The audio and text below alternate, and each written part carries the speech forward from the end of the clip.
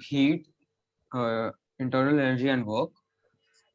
Earlier in this chapter, we saw that when two substances initially at different temperatures are brought in contact with each other, the substance at higher temperature loses its heat, the substance at lower temperature gains it. We did not discuss the reasons why any substance can have that heat and what exactly is the nature of the heat content of that substance. The examples we discussed in the previous section and in chapter 7 help us understand the temperature of heat from one body to another. But they do not help us in explaining why the action of rubbing our palms together generates warmth or why an engine gets warmer when it's running. These and similar phenomena can be explained on the basis of the concept of the internal energy of a system, the conversion of work and heat into each other, and the laws governing these interconversions. तो sir एक बात याद रखिए, ये तीन word अपने सामने लिख लीजिए। एक तो लिख लीजिए इंटरनल एनर्जी, दूसरा लिख लीजिए वर्क और तीसरा लिख लीजिए हीट।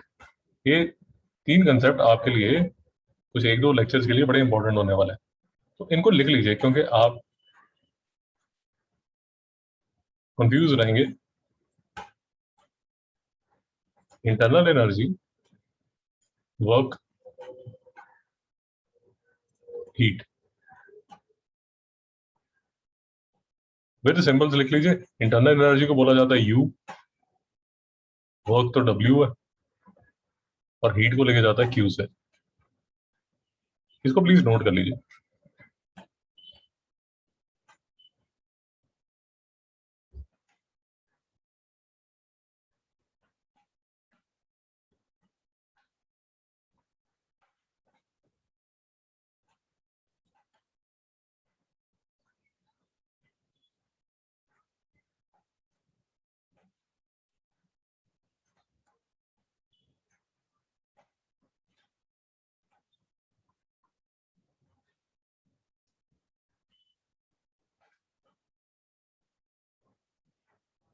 नोट कर लिए सर?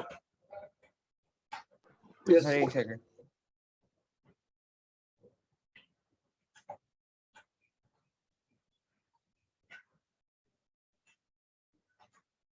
यस सर कुछ एक दो चीजें समझिए।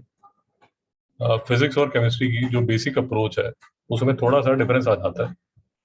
देखिए, पहली बात तो ये समझिए कि है तो सारी की सारी साइंस ही। वो जो बाइफर्केशन है कि ये फिजिक्स है और ये केमिस्ट्री है, वो काफी लेट हुई है। मतलब ऐसा नहीं कि 1500 में या 1600 में या 1700 में फिजिक्स और केमिस्ट्री अलग अलग पढ़ाई जाती थी। है तो सारा का सारा साइंस का पार्ट। आप मेरी बात समझ पा रहे हैं? यस। अप्रोच में थोड़ा सा डिफरेंस क्या हो जाता है आप खुद देखेंगे, आपको समझ आ जाएगा। छोटा सा एग्जांपल लीजिए, खुद समझ आ जाएगा। सिर्फ फिजिक्स में आप ये चाहते हैं, फिजिक्स में ये चाहते हैं कि अगर ये गैस है तो इस गैस से मैं कितना वर्क करा पा रहा हूँ। नहीं समझ में आया तो समझ आ। यस जबकि केमिस्ट्री की अप्रोच थोड़ी ये हो जाती है, केमिस्ट्री की अप्रोच थोड़ी ये हो जाती है कि ये अगर पिस्टन है, केमिस्ट्री में वर्क पे आप ज्यादा फोकस नहीं रखना चाहते। आप जो रिएक्शन है, यहाँ जो रिएक्शन हो रहा होगा उस पर ज्यादा फोकस करेंगे। मैं फिर से एग्जांपल से आपको समझाता हूँ।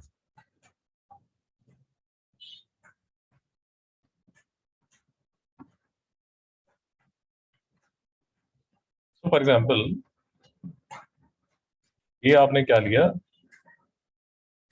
मीथेन, इसको रिएक्ट कर दिया ऑक्सीजन से और बन गया CO2 प्लस H2O। मेरी बात समझ आई आपको? Yes sir. Yes sir.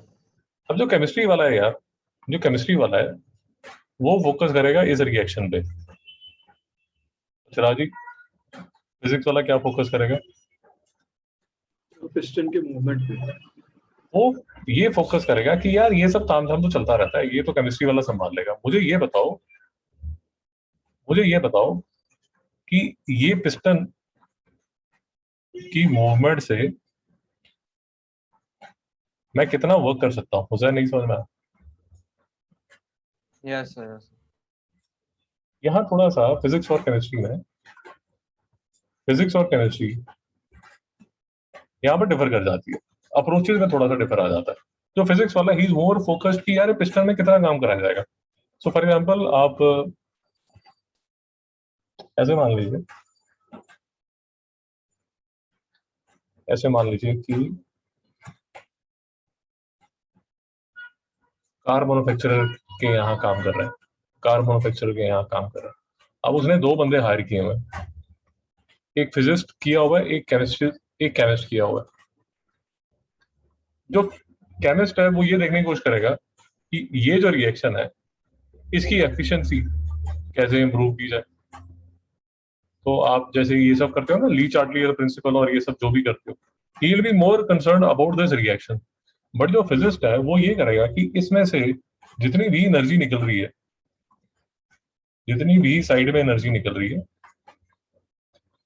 इस एनर्जी को मैं ज्यादा से ज्यादा वर्क में कैसे कन्वर्ट करूं। बात पकड़ पा रहे हैं? Yes, sir. Yes. तो मैं सिर्फ आपको एक, क्योंकि अभी थोड़ी देर तक शुरू हो जाएगा, वो कंफ्यूजन शुरू हो जाएगी।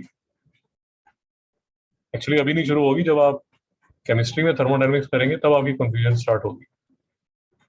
जैसे आपने लिखा इंटरनल एनर्जी, हीट, वर्क। अब जो फिजिस्ट है उसको ये चाहिए कि ये जो पिस्टन है ये कितना काम करेगा। तो वो ये चाहता है कि जो गैस है वो कितना काम करती है, उस पर उसका फोकस ज्यादा है। उसको आप नीचे से हीट दे रहे हो जो कि फाइनली वर्क में कन्वर्ट हो रहा है। हुसैन समझ आ रहा है? Yes, sir. तो वो ये मान के चलेगा कि जो गैस काम करेगी मैं उसको पॉजिटिव मानूंगा। नहीं समझ में आया? मेरी समझा बात sir. नहीं। और सिस्टम को जितनी हीट दोगे, सिस्टम को जितनी हीट दोगे, क्योंकि जितनी हीट दोगे वो उतना काम करेगा, तो मैं जो सिस्टम को हीट दी जाएगी उसको पॉजिटिव मानूंगा। नहीं समझ में आया? जी sir. समझ रहा। वो ये बोलेगा, फिजिस्ट ये बोलेगा, फिजिस्ट ये बोलेगा कि heat given to system positive है और work done by system positive है। नहीं समझ में आया? Yes, sir. कोई बात पकड़ में आ रही है? Yes sir. क्योंकि जो फिजिस्ट की जो अप्रोच है वो ये है कि यार आप ये मान के चलिए ना कि अगर आप जैसे, अब ये जो फिजिस्ट है जो अभी जो फिजिक्स पढ़ रहा है वो इंजीनियर बन जाता है और मैकेनिकल इंजीनियर बन जाता है। तो उसका तो काम ये होगा ना कि जब कार का इंजन जब वो स्टडी करता है और उसमें जो पिस्टन लगा हुआ है, तो उसकी तो अप्रोच ये है, जो फिजिस्ट है उसकी अप्रोच ये है कि उस पिस्टन से मैं कितना ज्यादा वर्क करा के इस कार को तेज दौड़ा सकूं। नहीं समझ में आया? अच्छा समझ रहा। आप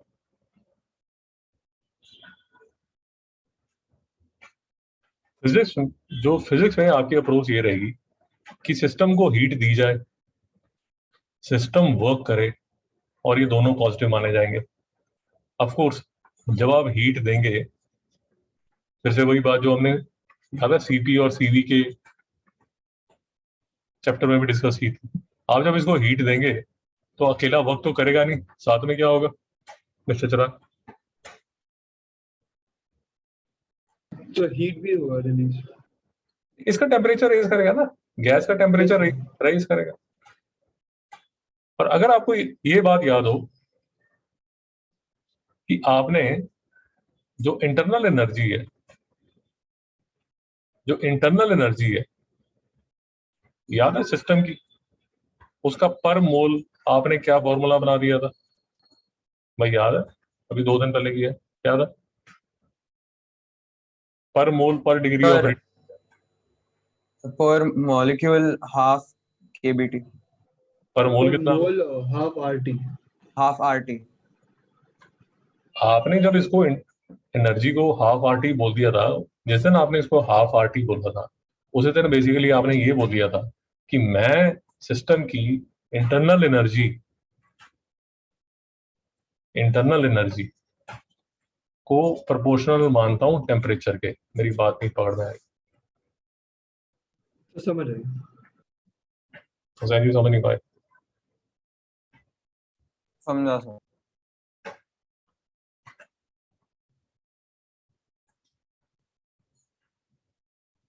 फिर से देख लीजिए सर।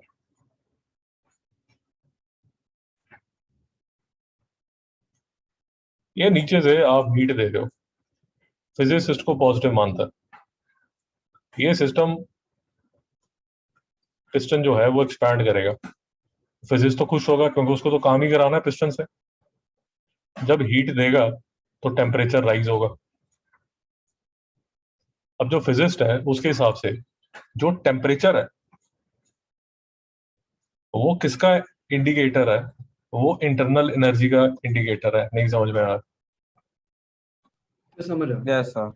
क्योंकि आप ही ने तो 5-6 लेक्चर निकाल के ये बोला है कि इंटरनल एनर्जी पर डिग्री ऑफ फ्रीडम पर मोल सिराजी कितनी है? तो हाफ आरटी। तो आपने इसको प्रोपोर्शनल कर दिया ना टेम्परेचर के। हुसैन बात पकड़ में नहीं आ रही? समझा सर। और जब आपने ये सब तामझाम किया था, जब आपने सारा तामझाम किया था तो तभी डिटेल में डिस्कशन हुई कि सर वो आपने ये माना था कि ये हीलियम मोनो एटॉमिक है, सिर्फ काइनेटिक एनर्जी है, कोई पोटेंशियल एनर्जी नहीं है, वो सब आप डिस्कशन हुई थी। तो उसी दिन आपने ये बोल दिया था कि सर ये जो इधर उधर भाग रहे हैं, ये जो मॉलिक्यूल्स जो इधर उधर भाग रहे हैं, जो एटम्स इधर उधर भाग रहे हैं, ये बीच में जितना तामझाम हो रहा है, जितना भी इधर उधर भाग रहा है, तो सारी जो एनर्जी है वो डिपेंड किस पे करती है? डिपेंड करती है टेम्परेचर पे। तो उसी दिन आपने ये डिक्लेयर कर दिया था कि जो इंटरनल एनर्जी है that is a function of temperature. कोई बात नहीं समझ आई? तो समझ आ। सर हुसैन जी बात पकड़ में नहीं आई? समझा सर। तो अगर किसी का टेम्परेचर ज्यादा है तो उसकी इंटरनल एनर्जी ज्यादा है, अगर किसी का टेम्परेचर कम है उसकी इंटरनल एनर्जी कम है। नहीं समझ में आया?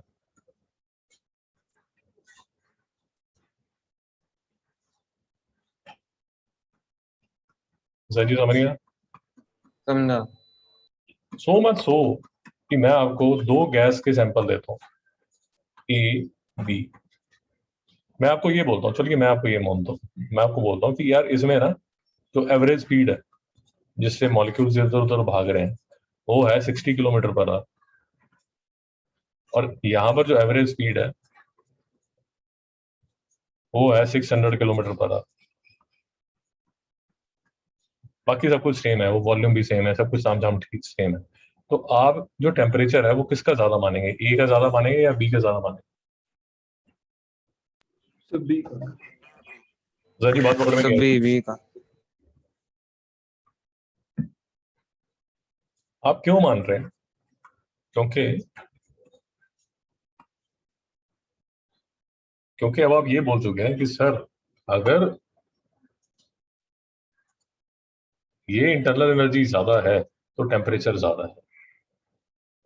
हमने जो काइनेटिक थ्योरी ऑफ गैसेस की है उसमें जो इंटरनल एनर्जी है वो सिर्फ, उसमें हम सिर्फ जो आपका क्या नाम है इसका जो मॉलिक्यूल था उसकी ट्रांजिशनल काइनेटिक एनर्जी, उसकी रोटेशनल काइनेटिक एनर्जी, उसकी वाइब्रेशनल काइनेटिक एनर्जी, सिर्फ यही कंसिडर कर रहे थे।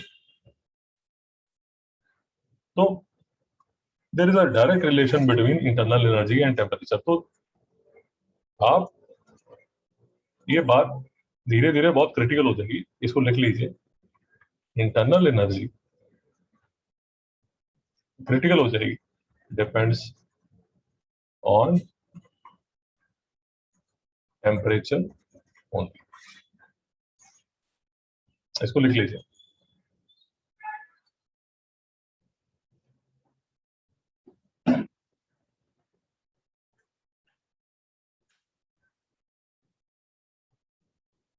और इंटरनल एनर्जी का जो सिंबल है वो U है, तो ये लिख लीजिए कि U is a function of temperature.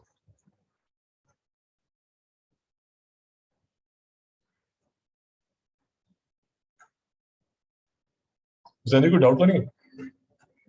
नहीं सर, डाउट नहीं।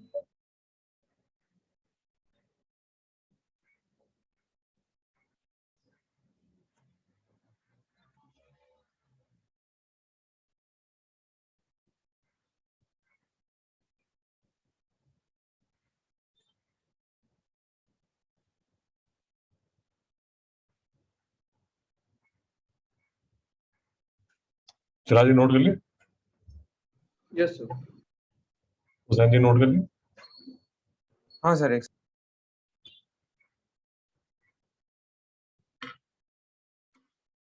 तो रात को 3 बजे भी कोई अगर आपको उठा के बोलता है कि भैया इंटरनल एनर्जी किस पे डिपेंड करती है, आपने बोलना है सर सिर्फ टेम्परेचर पे डिपेंड करती है। जब भी आप फिजिक्स पढ़ रहे हैं, जब भी आप फिजिक्स पढ़ रहे हैं।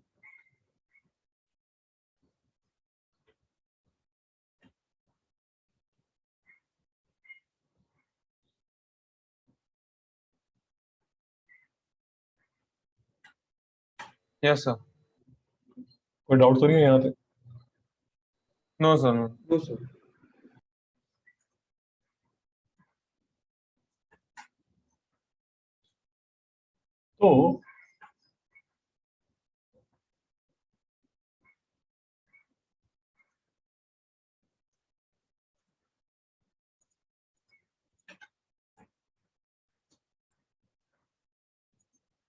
तो जब आप ये डिस्कस कर रहे थे, जब हम ये डिस्कस कर रहे थे, तो आप हीट दे रहे हैं।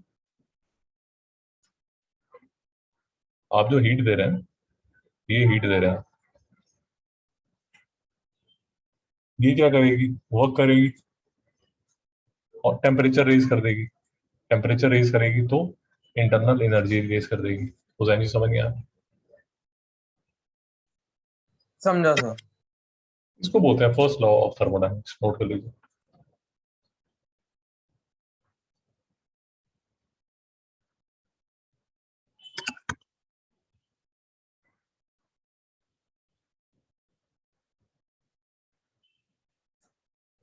Yes sir. राजू को डाउट है?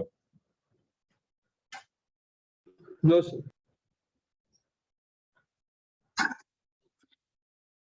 मुझे जो ये फर्स्ट लॉ ऑफ थर्मोडायनेमिक्स है, मुझे वो ऐसे अच्छा लगता है। ऑफ कोर्स आपकी किताब में उसको ऐसे करके बताया हुआ है, U is equal to Q minus W। मैं समझ, मुझे जो है ये वाला सबसे कंफर्टेबल लगता है, फॉर अ सिंपल रीजन कि इसको विजुलाइज करना बड़ा आसान है। इसको विजुलाइज करना बड़ा आसान है, बहुत क्लीन रिप्रेजेंटेशन है। ये पिस्टन है, पिस्टन के नीचे आपने ये हीट दी। रिप्रेजेंटेशन बड़ी आसान है। जो हीट दी वो यहाँ फंस गई टेम्परेचर में, और उसने काम कर दिया।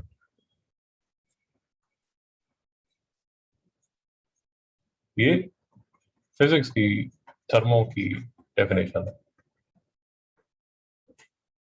हुसैन जी कोई डाउट है इस बात पे? नहीं सर। राजी को डाउट है? No, sir.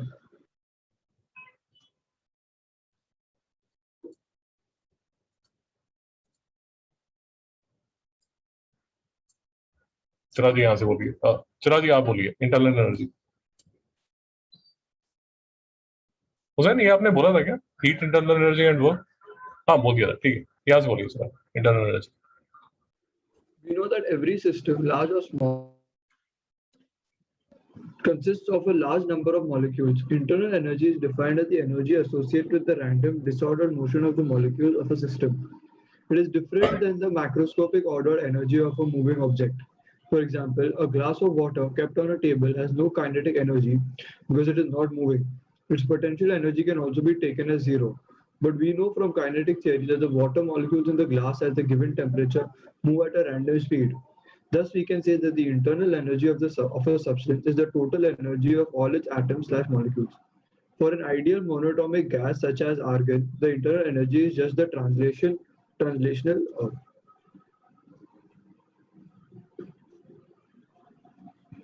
Translational kinetic energy. Energy of the atoms having a linear motion. For a polyatomic gas such as carbon dioxide, we consider the rotational and vibrational kinetic energy of the molecules in addition to the translation kinetic energy. In case of liquids and solids, we need to consider the potential energy of the molecules due to the intermolecular attractive forces amongst them. Remember, this is again at the molecular level only. This internal energy of a system is denoted by U. यानी कोई doubt है इस बात पे? ठीक है sir, छोटे से पैराग्राफ में बड़ी पावरफुल चीजें लिखी हैं जो हमारे बड़े काम की हैं। चीजें क्या है हमें ये समझनी है। ठीक है, सबसे पहले आपने लिया हीलियम। हीलियम हमारा सबसे आसान और सबसे क्यूट सा केस है। कितनी डिग्रीज ऑफ फ्रीडम है इसकी मिस्टर चिराग? 3। उसे कोई डाउट? No sir. फिर जब आप CO2 लेते हो, अब CO2 में इशू क्या हो जाता है? एक्चुअली CO2 के बजाय और इजी ले लीजिए, इसको देख के और परेशान होंगे। आप ये ले लीजिए, ऐसे मान लीजिए कि ये O2 है। O2, अब O2 में चिराग जी कितनी डिग्रीज ऑफ फ्रीडम होंगी?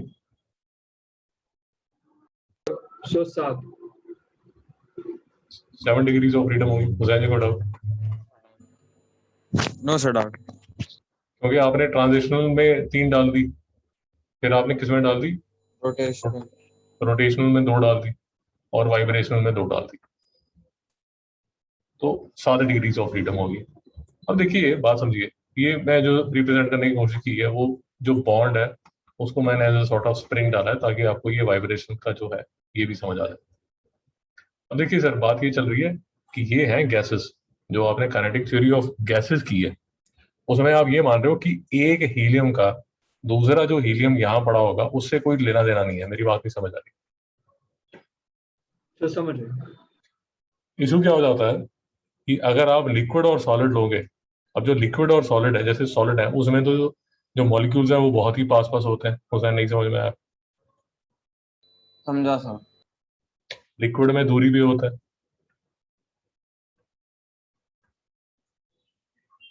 और गैसेस में तो कोई मतलब अता पता ही नहीं है। तो आप अगर सॉलिड और लिक्विड की बात करते हैं तो आपको जो पोटेंशियल एनर्जी है, पोटेंशियल एनर्जी मतलब ये एक एटम है और ये एक एटम है, इसके बीच में जो अट्रैक्शन रिपल्शन जो भी है, जो भी तामझाम है, उसको भी कंसिडर करना पड़ेगा। नहीं समझ में आई मेरी बात? यस सर समझा। तो यहाँ यही बोला जा रहा है कि सर पॉलीएटॉमिक में रोटेशनल और वाइब्रेशन भी लेनी पड़ेगी, बट अगर आप लिक्विड्स और सॉलिड में जाते हो तो फिर potential energy of the molecules due to the intermolecular forces amongst them. जैसे आपने NaCl का मॉलिक्यूल लिया, NaCl का आपको केमिस्ट्री में बताया होगा, क्रिस्टल लैटिस बताया होगा। तो वो क्रिस्टल लैटिस एक एटम है, दूसरा एटम है, उनके बीच में जो पोटेंशियल एनर्जी है उसको भी कंसिडर करना पड़ेगा। बात ही समझ आ रही? तो समझ रहे। ऐसे क्यूब की तरह होगा।